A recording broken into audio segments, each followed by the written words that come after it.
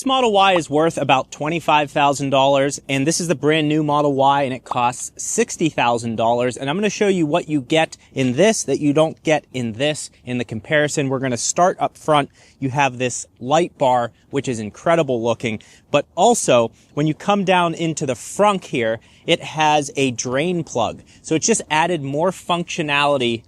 Got a little itch here. I might be getting an itch because that trash can right there smells like a dead possum. It's terrible. So anyways, I mean, it's bad.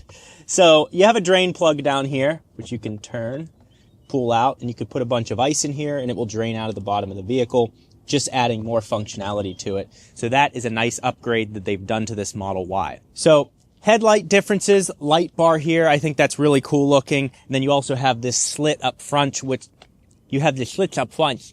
What that kind of reminds me of like the Model 3 Performance look, what they've done with the front bumper, making it more sporty looking. Now, the interesting thing is this Model Y, this is still a manual up and down on the frunk here. So it's manual on both of these. They have not given it the automated upgrade. I don't think any Tesla, maybe the Cybertruck has it, not actually sure. But that's something that I hope they do in the future. The other thing to note is this is a 2020 Model Y. So in 2021, they actually upgraded the battery pack to like 82 kilowatt hours. This is a 74 kilowatt hour pack in this, and they kind of upgraded it and said nothing about it. I did a charging test yesterday and got 69 kilowatt hours added from 10 to 100% out of this. And on this one, we got like 78.2 or 0.4. So for a 2020 model, if you get a 2021 or newer, it has essentially the same pack that this does, and they don't disclose any of the battery sizes or anything like that, which to me is kind of frustrating. I wish they would, but just a small note if you're cross-shopping these. And then you have to ask yourself, okay, $60,000, this is over twice the cost of this. Part of the reason for that is because they force you to buy full self-driving in the launch edition model. So that's at least $8,000 more than the future versions are going to cost. So I think the Model Y this summer in 2025 is going to be between $45,000 and $52,000 before you add. Sorry, that just smells terrible. Oh, it's terrible. The scent. It's a nice area. It just smells here. There's even stench coming off the Eat Bowl Play. It's just like run lines. But that's how we operate here at the Gjeebs organization. We're not really worried about aesthetics. So, what was I even talking about? So this summer, I expect the cost to start at about $45,000 and go up to about $52,000 for non-performance models. The performance models, I don't know what that's going to cost, 65 to 70-ish. We'll see. But I'm pumped for the performance. That's going to look really cool. The other thing that's been updated is the steering wheel. Now, the one good thing they've done is they've left the turn signals here. So on the Model 3, there's no shift stalk. So you have a turn signal stalk, and then all other buttons are worked into the steering wheel here. So this button brings your cameras up, which is really nice. And I think this actually cleans the front. Yeah, baby. So that's a really cool feature there. And again, this shows Tesla's expertise in software. You've got these beautiful cameras here, first of all. Then you have a button perfectly placed on the screen to clean it. Just one less thing to have out here. So this brings up your cameras and puts them away. All of your voice commands are here. When you tap this, that turns on full self-driving or autopilot. You have your, just for lights here, just turns them on and off, and it shows it on the display here. So just a really cool feature. This is for your windshield wiper fluid, and then this is for your music up here. So a little bit less going on, one less shift stalk, and then buttons on here.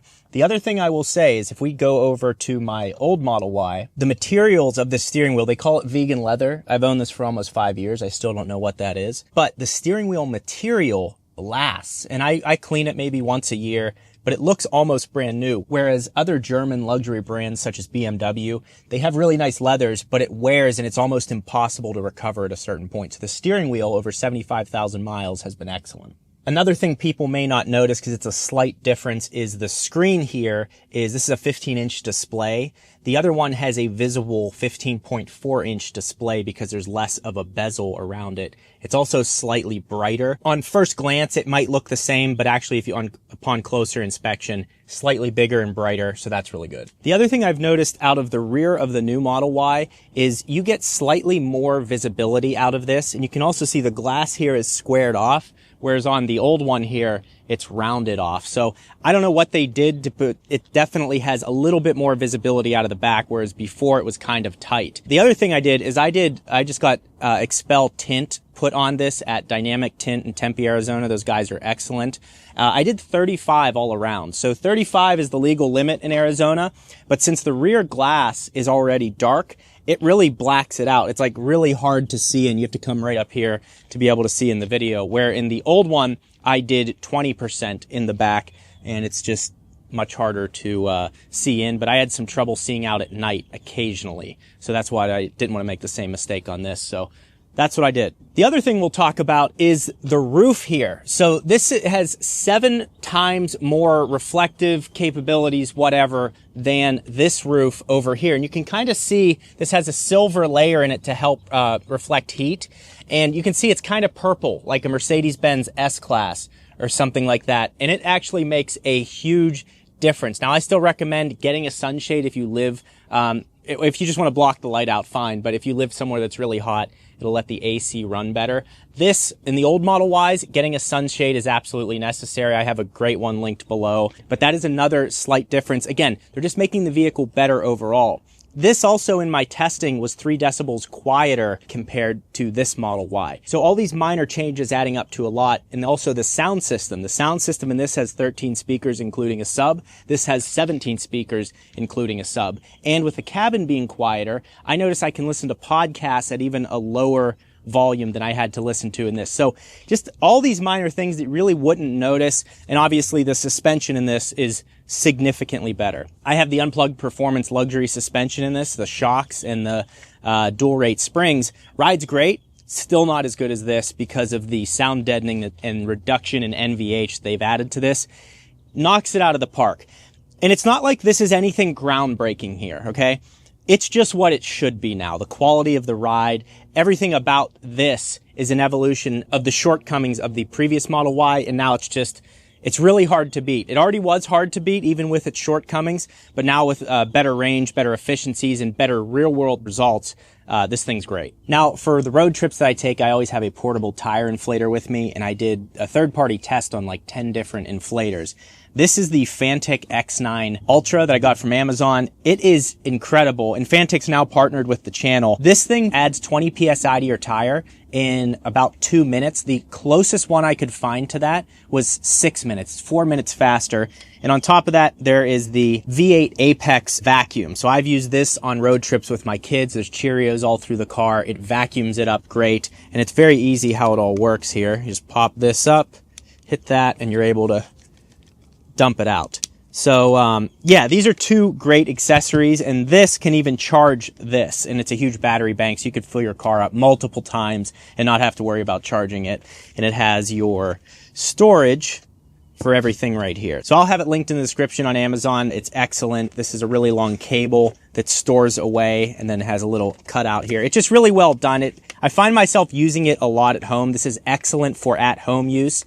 And then if you just want to keep it in your car for a road trip, you can do that. They also have an X9 Pro, which is really portable and small, which is also great for road trips with Fanttik. Awesome products. A lot of you have bought them already, showing great results, so I will have this linked down below. Another upgrade that's really useful is you tap this button right here and those seats go down. If you tap it again, it will stop and then it will reverse. That is really useful, just not having to walk around the side of the car, be able to pick that up. So that's a really cool little upgrade. You open up this, and there's the notch to keep it up so you can use this, and then it also gives you storage for the partial shelf. So that is really nice. And launch edition Model Ys come with the mobile connector. So there's that. And you also have your J1772 adapter. That should come with all Teslas. So you put this in down here, lock it up, and you're good to go. So really efficient use of space. I would actually probably take this parcel shelf out so I could use more of the space of the sub trunk. But overall, just adding more features to something that was already really good. The other thing they've changed with the air conditioning is really cool. So you tap this, then you bring up your air conditioning menu, and you can see this little fan right here with the arrows pointing side to side. If you click that, you will see it's in swing mode, so it moves the air from side to side. And then there's also, of course, this illustration that perfectly shows you what's going on. So just a really unique use of software. I wouldn't even have thought to do that. So I like that as a really cool touch. Another difference here is the ambient lighting strip that now goes across the entire front of the vehicle and into the rear. So that's a nice update that they've done. And I got the black interior on this one because I wanted the darker Alcantara and the trim right here. I have two other Teslas. They're both white on the interior, and I'm selling my 2020, that Model Y. I'm going to be selling that one here soon. So I really like the black. The other reason I went with the black is because it's a perforated leather. I was having trouble cleaning the white interior on my Model 3 Performance. So that was another reason that I went with the black. Just wanted to try something different. The other thing about the headlights, you can see it has adaptive headlights turns on, so selectively dims individual pixels of the high beams to reduce glare for other traffic and adjusts headlights for curves. So that is a really cool feature, and it should be coming on other Teslas with a software update, but the new Model Y already has it ready to go. Tesla's also changed the tires that now come from the factory. So these are the Hankook Ion Evo All Seasons. So that's actually what I have on my other Model Y. This tire is excellent. It's very quiet. I really like it, but it says TO. So that's the first rendition of this tire on the Model Y. This is the most efficient tire that Tesla has ever produced, and they worked hand in hand with Hankook to make sure the compounds worked out and the quietness and efficiency and performance. Everything about this matches up. They've also reduced the top speed of the vehicle to 125 miles per hour, whereas that one is 135 miles per hour to get more efficiency out of these. So I think this tire is excellent. I don't care about the top speed of a non-performance model, so I think that was a great trade-off. Now, the question you're asking yourself, the point of this video, is this worth double the cost that this is? And it's kind of a complicated answer. The truth is, probably not. You're going to save a ton of money just by getting a used vehicle. In Arizona, for example, if you buy private sale used, you don't have to pay taxes on it. There are also a ton of incentives from Tesla on the older body style. And with hardware 4 in these older body styles, you're actually not missing a ton minus the styling changes and some other features that I showed you, like this light bar and matrix headlights and all of that stuff. The one thing I will say that you're going to not get is this seems to be delivering on its real-world range much better than that one did. That one always had an issue. I felt at highway speeds, you were looking at 70 to 75% of rated range. This seems to be much better. Air conditioning seems to be more efficient. The glass on top seems to be better. All of that, and then it's 4%, I think it's 4% aerodynamically more efficient. In the testing that I did, in comparison to the old Model Y, I'm seeing around a 12% real-world difference with air conditioning off at 70 miles per hour consistently. So is it worth it?